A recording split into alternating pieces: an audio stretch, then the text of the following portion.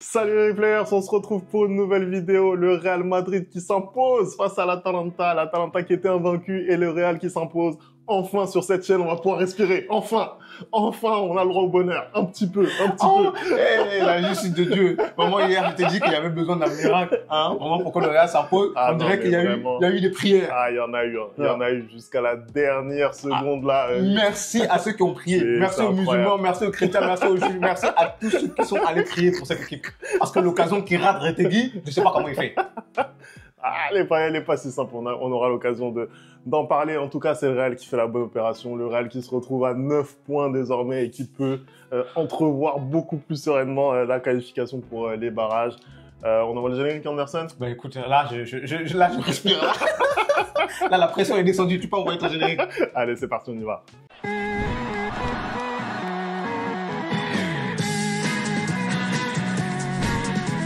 Allez, on commence tout de suite ce débrief. Le Real qui s'en sort. Et j'ai presque envie de dire c'est une victoire à la madrilène. Hein. C'est ce qu'ils nous proposent depuis plusieurs mois, plusieurs années maintenant. C'est un match, par contre, qu'ils ont pris du bonbon. On va pas se mentir, ils ont très bien commencé ce match. Clairement, Femi, pour l'avant-match, j'ai dit que moi, je voyais plus ce Real Madrid qui avait cet esprit de, comment dire, combatif. Hein, ce Real Madrid qui... t'avais l'impression que même si dans le jeu c'est pas trop ça, qu'ils peuvent te gagner le match, hein, j'avais l'impression que ça faisait un moment que c'était perdu, qu'il y avait plus cet état d'esprit. Et ce soir, je l'ai enfin retrouvé. Ce soir, on a enfin eu un Real Madrid qui est rentré dans le match exactement comme il fallait. Hein. Ils ont fait tout ce qu'il fallait, ils ont gêné l'Atalanta, ils ont pressé très haut, ils étaient très bien organisés défensivement. Hein. On va revenir d'ailleurs sur les choix de Carlo Ancelotti, mais j'ai trouvé un Real qui était aussi bien offensivement au milieu de terrain qu'en défense. Ça bougeait énormément. Tu voyais enfin une proposition et c'est juste normal, hein, normal qu'on arrive à ouvrir le score hein, grâce à Voldemort. Hein, parce que pour le coup, il est vraiment maudit parce que je pense que ce soir, on était clairement sur ce qui aurait pu être son match référence à Madrid. En tout cas, avant qu'il se blesse, on était clairement sur ce qui aurait pu être son match référence à Madrid parce que, je suis désolé, hein, parce que comme les gens pensent que je le critique pour rien, ce soir, la prestation qu'il était en train de livrer avant sa blessure, elle était plus que bonne. Tu vois, c'est ce genre de prestation que j'attendais de sa part, même si je trouve que c'est son occasion où il tire sur le gardien, il aurait dû mieux faire. Non, pas la première. D'ailleurs, la première, je comprends pas comment il la rate parce que c'est la même qu'il a ce week-end, il la met. Mais bon, je te parle, quand il marque, la deuxième qu'il a en profondeur, hein, il aurait dû regarder et il y avait Vinicius qui était tout seul. Hein, je pense que là, on aurait eu 2-0. On aurait un peu calmé l'Atalanta, enfin, un petit peu parce que vu comment il joue aussi, c'est difficile de les calmer. Mais sinon, il a fait une très très bonne. C'est quoi? C'est une demi-heure, c'est ça qu'il est sorti. Il sort au bout et il était très remuant. Hein, donc même toute l'équipe était très bonne. Et ensuite, petit à petit, l'Atalanta aussi a commencé à s'installer, hein, parce que c'est l'équipe qui est la plus en forme entre les deux. Hein, c'est l'équipe qui est la plus sûre entre les deux. Et à un moment donné, quand tu enchaînes 14 matchs en défaite, c'est qu'il y a quand même de l'assurance chez toi et qu'il y a quand même des bases solides qui sont là. Et ces bases, elles disparaissent pas du jour au lendemain. Donc, au fur et à mesure que le match avançait, ces bases sont revenues et ils ont un peu commencé à implanter leur jeu et le match est équilibré. Oui, je pense que pour le coup, dans le jeu de l'Atalanta, on voit quand même qu'il y a des certitudes. Tu vois ce que je veux dire? Parce que vu le début de match un peu cauchemar qu'ils vivent, ils arrivent petit à petit. On sent que ça met un peu de temps, mais petit à petit, ils remettent le pied sur le ballon. Petit à petit, ils commencent à arriver dans le camp madrilène et à se procurer quelques situations. Mais malgré tout, moi, ce qui m'a frappé dans ce match, c'est que justement, le Real, je trouve, en tout cas sur la première période, ils ont vraiment su contenir l'Atalanta en termes de tempo dans le match. C'est-à-dire que l'Atalanta n'a pas été aussi pressante qu'habituellement sur cette première période. Et j'ai trouvé justement le Real très très bien en place défensivement.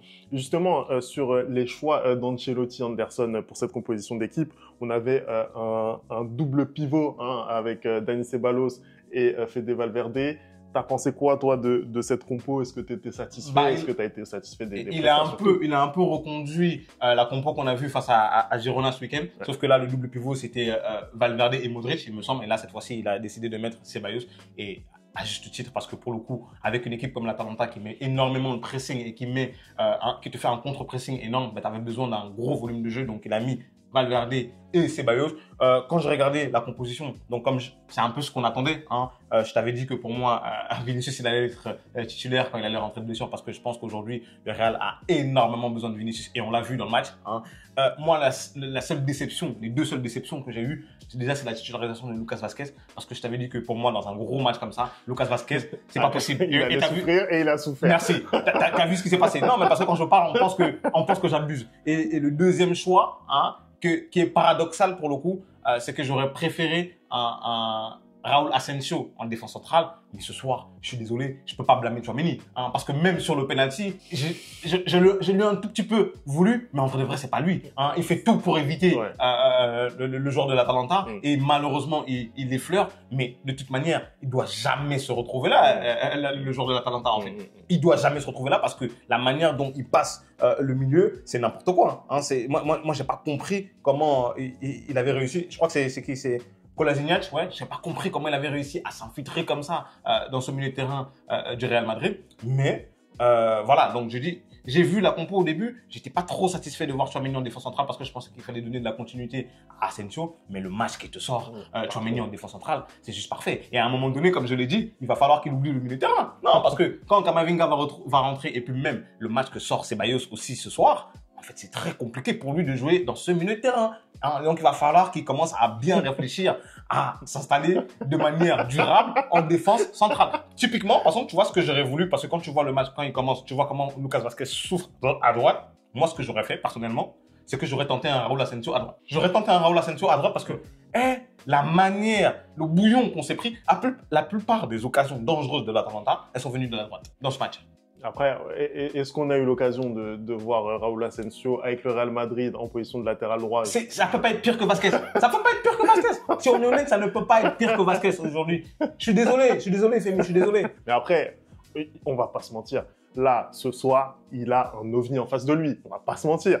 Moi, oui, je suis désolé. Mais le match de Lookman, il est extraordinaire. Bien sûr. Extraordinaire. Bien sûr. Franchement. C'est mon ballon d'or africain, moi, je l'ai dit. Là, c'est vrai que, franchement, Lookman, là, ce qu'il nous a proposé, franchement, c'est du très, très, très, très haut niveau. Honnêtement, pour un joueur de côté, faire de telles différences, ça fait très longtemps que j'ai pas vu ça. Mais vraiment. C'est fantastique, en fait, d'avoir. En fait, ça, c'est de l'élé qui dribble. Tu vois, ça, c'est de l'élé qui te met en joie. Hein. Typiquement, à chaque fois qu'il avait le ballon, j'étais en panique, lui. J'étais en panique parce que, en plus, non seulement tu as un client comme Lucas Vazquez en face de toi, donc il peut lui faire l'amour sans préliminaire, comme dirait Omar Da Fonseca. Hein. Et donc, à chaque fois, j'étais en panique totale. Et le but qu'il met, il est juste extraordinaire. Même si je trouve que Vazquez, il doit mieux défendre. Tu vois, typiquement, c'est pas son poste. Moi, je suis sûr et certain qu'un Carvajal, par exemple, il serait rentré dans l'homme dès le début du match, hein, pour lui faire comprendre que, gros, il y a un client aussi. Hein. Et même un Valverde, je pense qu'il aurait mis peut-être cet impact-là. Hein, faut pas être trop. En fait, quand tu joues contre ce type d'ailier, justement, Vinicius, Lookman ou Lamine Yamal, par exemple, il faut pas être attentiste. Faut pas les regarder comme ça parce qu'ils sont capables de te faire un dribble en moins d'un quart de seconde, en fait. Donc, il faut être plutôt proactif. Et moi, c'est ça que j'ai pas aimé dans le match de Lucas Vazquez ce soir. Il a énormément subi. Anderson, maintenant, j'ai envie qu'on parle d'un joueur, moi, qui m'ébouriffe à chaque match. Honnêtement, j'ai plus les mots, j'ai plus les termes pour parler de Jude Bellingham parce que ce gars, ce qu'il propose sur un terrain de football, voilà. Je te laisse en parler parce que moi, je sais plus quoi dire. Les mots me manquent. Les qualificatifs me manquent.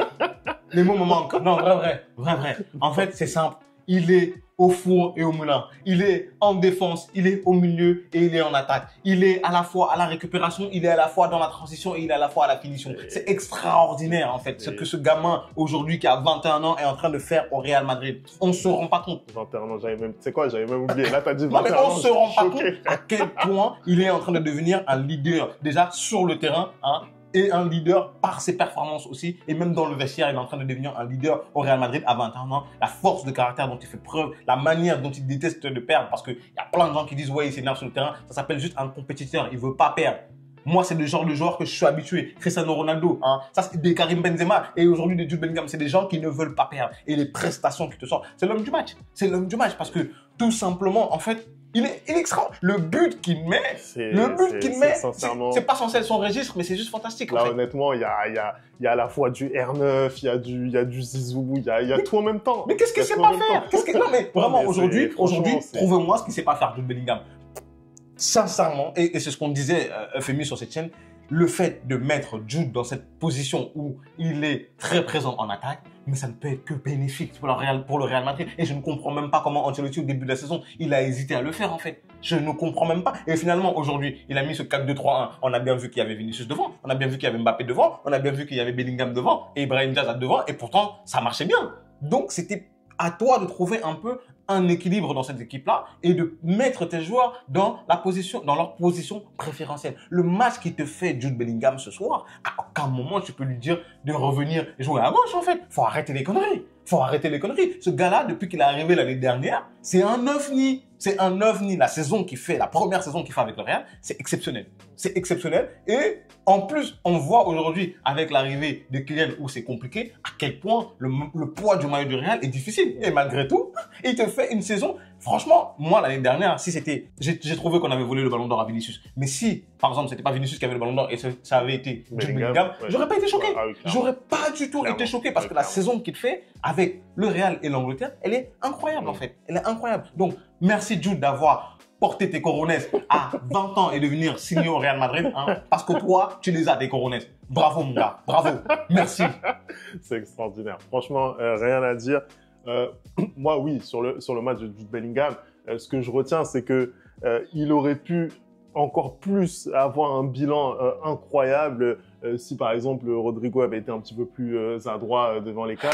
Ça me permet un petit peu de faire la transition puisqu'il est rentré finalement assez vite dans la partie. T'as pensé quoi, toi, du retour de Rodrigo? Moi, aujourd'hui, Rodrigo, il me déçoit énormément. Et je te l'ai dit la dernière fois aussi quand je te disais que c'est marrant parce que tu vois, à l'avant-match, je t'ai dit je compte que sur Jude et Vini. Ah bah voilà, ce soir, c'est les mecs décisifs du club. Moi, Rodrigo, en fait, dans ce match-là où tu vois que chaque action compte, hein, et j'étais en panique tout le match parce que la première action que comment il s'appelle, Mbappé rate, elle me fait mal, tu vois. Mais après, il réussit à marquer et juste après, il en rate encore une autre parce que je vois comment l'Atalanta joue et c'est le genre d'équipe contre qui tu ne peux pas te permettre de lâcher des buts comme ça. En fait, tu dois être clinique à chaque fois. Et du coup, quand on revient à 3-2 et qu'on a cette occasion-là, hein, où il est parfaitement lancé justement par Jude et qui fait une frappe, mais mollassonne, mais j'ai juste envie mais je suis énervé parce que ça, c'est pas le Rodrigo que je connais, en fait. Hein. Après, aujourd'hui, je peux lui trouver des circonstances atténuantes étant donné que ni lui, ni Vinicius n'étaient à 100%. Vraiment, ils sont venus là pour dépanner l'équipe parce que on en a vraiment besoin, hein, parce qu'il y a vraiment plus personne. Mais tu dois faire mieux. Tu dois faire exactement la même chose que Vinicius fait. C'est-à-dire que Vinicius, pendant 55 minutes, c'est très compliqué. Tu vois qu'il n'est pas à fond. Tu vois qu'il ne fait pas les courses à 100% parce qu'il a peur de se reblesser. Mais la seule occasion qu'il a, but. Frappe, but. Tu vois, il a fait un tir, une frappe, un but. C'est simple. Un tir cadré, un but. Et Rodrigo, aujourd'hui, dans sa saison, c'est ce qui lui manque. Je trouve que le rendement, parce qu'on parle beaucoup de Kylian dans cette saison, mais le rendement de Rodrigo cette saison, il n'est pas bon du tout. Il n'est pas bon, clairement, des 3 ou des 4 même, c'est celui qui est le moins satisfaisant. Hein. Donc, quand il s'énerve, hein, moi-même le premier, je défends à ce qu'il soit dans cette équipe-là. Et quand il s'énerve, qu'on ne le mette pas un peu sur le même rang que les autres, bah Rodrigo, c'est sur le terrain que tu dois prouver. Même si tu n'étais pas à 100%. Donc ça, j'avoue. C'est ça, c'est ce que j'allais dire. Mais tu dois faire mieux. Il a pas été épargné par les blessures, contrairement à un Kylian. Jusqu'à ce soir, on va voir la durée d'indisponibilité de Kylian, mais il n'a pas été épargné par ses blessures. Et surtout, ce qu'il fait sur la saison précédente notamment, voilà, ça doit normalement lui conférer un statut au moins à la hauteur de celui de Kylian. Je suis désolé. Donc, c'était normal pour moi qu'il revendique ce statut. Après, effectivement, là, sur le match, je pense qu'il peut faire un peu mieux. Il a des situations qu'il doit, je pense, mieux négocier. Mais voilà, il va monter en puissance. Il va faire mieux. Moi, j'ai confiance. Anderson, c'est une victoire. Elle fait vraiment, vraiment du bien pour la suite. Hein. Maintenant, est-ce que tu vas être capable de me dire que ce Real-là va pas gagner face à Salzbourg, va pas gagner face à Brest? Mais en fait, Femi, aujourd'hui, j'aimerais, avant justement de te donner un peu mon avis là-dessus, j'aimerais revenir sur la prestation de Brahim Diaz. Hein, aujourd'hui, pour le coup, Brahim Diaz a les sorties précédentes, je trouvais qu'à chaque fois qu'il sortait du banc, il était extraordinaire. Mais à chaque fois qu'on l'a mis titulaire, il avait un peu justement il manquait ce step-là, en même temps, tu l'avais dit. Et ce soir, le match qu'il te fait, Brahim, waouh, parce que la première mi-temps de Brahim Diaz, techniquement, c'est du haut niveau. à chaque prise de balle, à chaque contrôle orienté, mais j'étais en extase. Non, mais franchement, c'est le football que j'aime parce que avant même de recevoir le ballon, il savait où est-ce qu'il allait aller. Et tu vois, d'ailleurs, c'est lui qui fait la passe décisive sur le but de Kylian, hein, même si Kylian il fait un très très beau contrôle orienté avant d'ajuster le gardien. Mais je trouve que le match que Kylian nous a sorti ce soir, il est juste fantastique. Pareil pour Ceballos, hein, il fait un très très très très beau match et j'ai plus envie qu'il sorte de ce numéro 6, en tout cas du moment que Camavinga n'est pas disponible. Et enfin, Vinicius Junior. Hein, Vinicius, je pense que ce soir, Vinicius il est à 30%. Et pourtant ce soir, Vinicius c'est un but, une passe décisive. Et quelle passe décisive! Tu vois l'ouverture qu'il te fait pour Jude Bellingham déjà. En fait, ce que j'ai beaucoup aimé justement sur Vinicius ce soir, contrairement à Mbappé, hein, c'est que quand il descend pour venir récupérer le ballon, ben, il sait quoi faire. Parce que c'est un playmaker, parce qu'il a ces techniques-là. Hein. Et moi, ce que je demande justement à Kylian, c'est de prendre la profondeur un peu comme le fait Jude, parce que Vinicius est capable de lancer les ballons en profondeur comme ça. Vinicius est capable de te trouver ce genre d'espace-là. Même Jude Bellingham est capable de se trouver ce genre d'espace-là. Et donc, il a cette possibilité, lui, de créer le jeu. Et ce soir encore, même si le match est compliqué pour lui, même s'il n'est pas à 100%, il te délivre quand même une passe décisive et un but. C'est vraiment l'homme des grands moments pour le Real Madrid. C'est incroyable à quel point Vinicius est un joueur, pour prendre un peu les termes du basket, clutch en Ligue des Champions. C'est incroyable. Il a 24 ans et pourtant, il est tellement décisif pour le Real dans ce genre de match-là. Et donc, tout ça pour te dire que, en effet, quand je vois un match comme ça, bah, j'ai un peu plus confiance pour les rencontres face à Salzbourg et face à Brest. Mais maintenant, on a un Real ce soir qui était dos au mur. Hein, donc, ils ont aussi livré cette performance-là. Maintenant, contre Salzbourg et contre Brest, l'état d'esprit, je ne sais pas dans lequel ils seront. Parce que, comment dire, le mauvais côté du Real aussi, c'est que quand l'adversaire est un peu plus faible, bah, eux aussi, ils ont tendance à un peu baisser le niveau. Tu vois ce que je veux dire? Et c'est pour ça d'ailleurs que le Real ne domine pas les Ligas, un peu comme le fait le Barça dans ces grandes années. Aujourd'hui, le Real aura besoin de jouer vraiment chaque match comme une finale pour aller chercher les 6 points qui lui restent et vraiment bien se classer dans ce classement-là et même peut-être espérer, pourquoi pas, aller chercher le top 8. Hein. On ne sait jamais. Mais là, ils auront besoin de faire. En fait, là, ce match-là, ils ont été bons. Les 20 premières minutes, très très bon les 20 premières minutes de la mi-temps et en deuxième mi-temps aussi très très bon pendant 20-30 minutes et qui leur a permis de prendre l'avantage. Il faudra faire la même chose dans tous les matchs en fait. Il faudra faire la même chose dans tous les matchs où tu es clinique dès que tu as une occasion et tu défends très très très très bien. Voilà. Ah, moi je suis pas du tout inquiet. Là déjà, ce qu'on constate, bon après il reste des matchs encore à jouer, mais à l'heure où on se parle, ils sont qu'à 3 points du top 8. Tu vois ce que je veux dire? Ils ont 2 matchs à jouer face à 2 adversaires que normalement ils doivent remplir tous les jours. Tu vois ce que je veux dire? On ne sait jamais. On sait jamais, mais en attendant, c'est vrai que Brest a encore gagné aujourd'hui, mais c'est vrai que normalement ça doit faire 6 sur 6. Et si ça fait 6 sur 6, ils seront pas loin du tout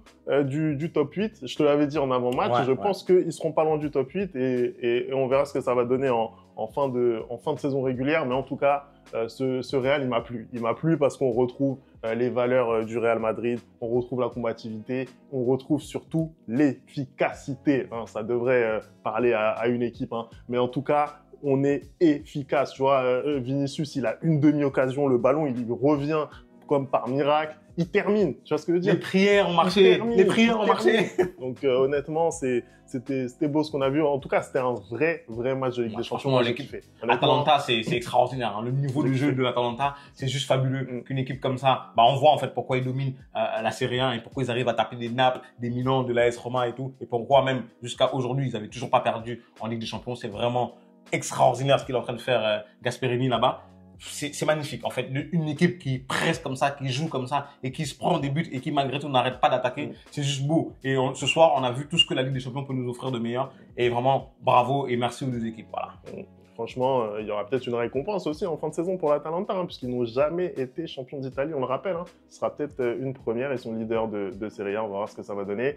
Merci d'avoir regardé cette vidéo. On n'oublie pas les bonnes habitudes @LeReplayFoot et on se retrouve très très vite pour une nouvelle vidéo. Ciao. Que Dieu bénisse le Replay Foot et le Real Madrid.